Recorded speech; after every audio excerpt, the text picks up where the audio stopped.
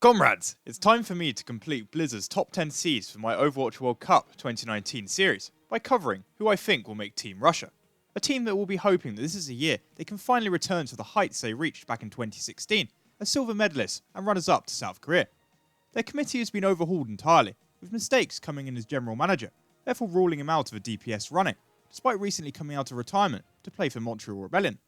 At head coach is Outbreak, who's been flipping between casting and coaching roles recently, and Sophie Johnson has been voted in as Russia's community lead.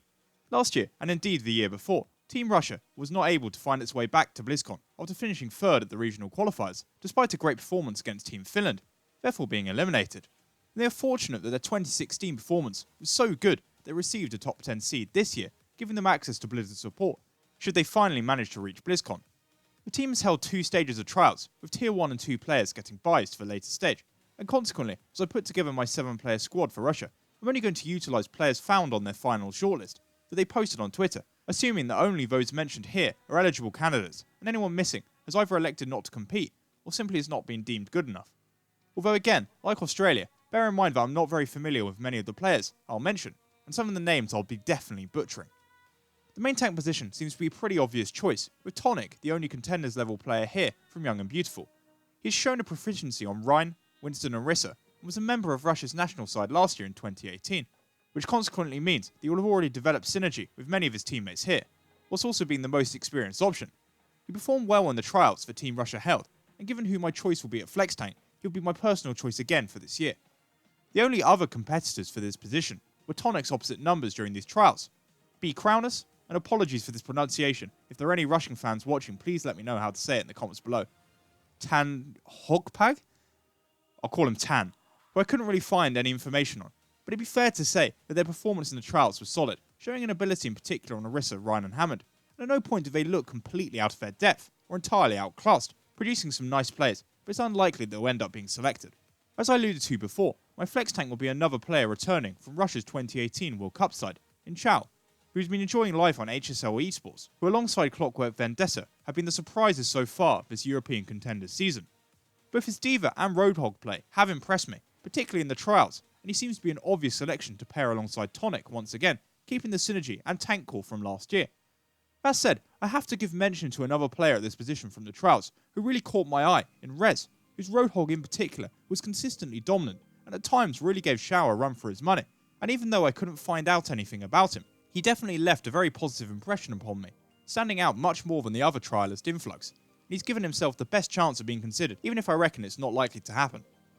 The support positions are likely to see the most competition, with a number of very even potential options, with each showing their quality during the trials. Beginning with the main support spot, the choice comes down to Vlad, Young Savage, and Eng. Previously with Young and Beautiful, Young Savage is a solid player at this position, and from what very limited footage I've seen of his play, he could be in contention for a position here. But given I didn't see him play in the trials I watched, I just don't think I know enough about him to give an honest opinion or pick him for the side. Vlad, meanwhile, I couldn't find any background on, but he proved to be quite an efficient mercy in the trials, not often getting caught out of position, and being able to res his teammates regularly and often, so he's someone who might have impressed on the trials alone. But the favourite, and my own personal choice, would have to go to Eng. Not only did he hold the experience of being involved last year for the World Cup, but he's continued to develop within the European contenders scene for the past year, and in the trials, he showed the most ability and confidence on Lucio, as well as Mercy, making me more comfortable bringing him back for this position on the team. Flex support's a little harder to determine, aside from the fact that I confidently not picked Bez Palivo, whose Zenyasa play during the trials was often outclassed, with his death coming early and often in teamfights, not handing me a lot of confidence in terms of picking him, especially given the lack of information I could find on him, suggesting a vast lack of experience in comparison to his competition here. Therefore, in my mind it comes down to a choice between Rubicon and Main for the starting spot.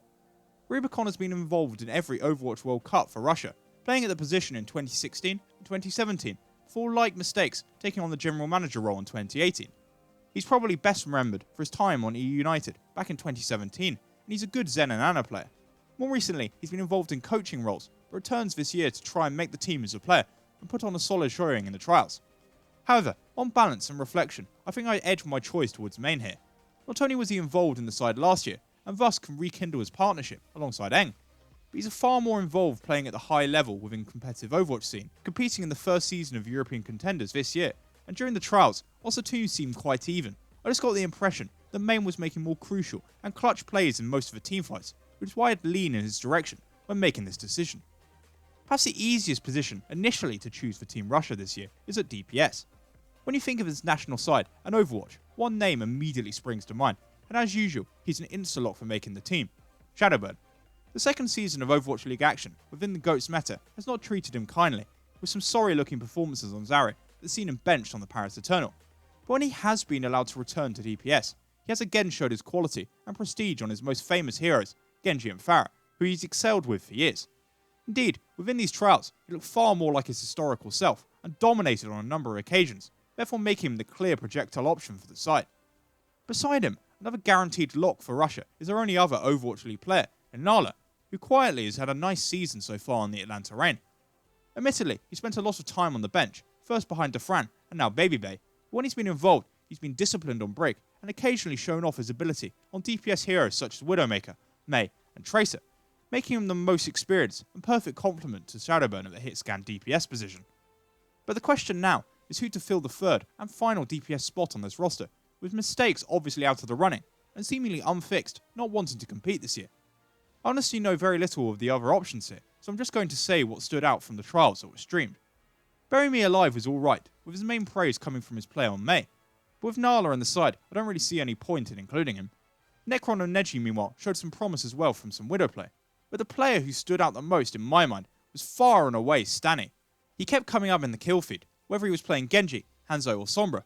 and throughout looked like a serious threat, with highlight after highlight, even causing Shadowburn some issues. Of all the names I've mentioned, his performance was by far and away the best, and the most impressive, and he could be told to focus on Sombra to round out this DPS lineup and attack, which is why I'd select him for Russia this year, and in many ways, his play holds many similarities to a younger Shadowburn, that could be developed and improved upon by coaching moving forward. So to review my choices for who will make Team Russia, I've gone for Tonic at main tank, Chow at flex tank, Eng at main support, Main at flex support, and then Shadowburn, Nala, and Stanny as my DPS trio, who I think, depending upon the meta, have the potential to sneak through the qualifiers to BlizzCon for the first time since 2016, but it's unlikely they will achieve Mistakes' aim for the side to make top 4, and if they did, it would be a major upset. And with that, we reach the end of my Team Russia Overwatch World Cup video, and I'd like to thank you for watching. I'll hopefully be back tomorrow as I start to go through the non-top 10 teams that have been requested and suggested, so if you enjoyed and don't want to miss out, please like, subscribe, and follow me on Twitter for this continuing Overwatch World Cup coverage and content, and I hope you enjoy the rest of your day.